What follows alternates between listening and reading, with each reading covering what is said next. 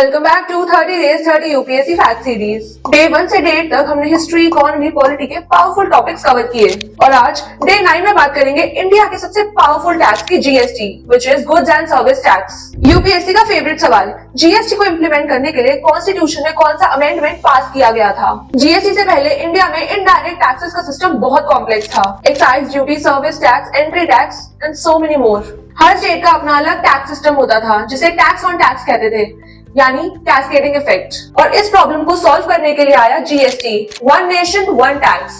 1 जुलाई 2017 से इंडिया में GST implement हुआ। जीएसटी एक डेस्टिनेशन बेस्ड इनडायरेक्ट टैक्स है जहां टैक्स उस स्टेट को मिलता है जहां गुड्स एंड सर्विस कंज्यूम होते हैं। जीएसटी के main types, first CGST which is central GST, second SGST which is state GST and third IGST which is integrated GST। GST को इम्प्लीमेंट करने के लिए कॉन्स्टिट्यूशन में 101st कॉन्स्टिट्यूशनल अमेंडमेंट एक्ट 2016 पास हुआ और एक इम्पोर्टेंट बॉडी बनाई गई जीएसटी काउंसिल जो टैक्स रेट और पॉलिसीज डिसाइड करेगी। And now it's time for PYQ, एक UPSC style question. GST was introduced in India under which constitutional amendment? इसका आंसर कमेंट में जरूर बताइएगा and do follow and like Vidya Setu institute.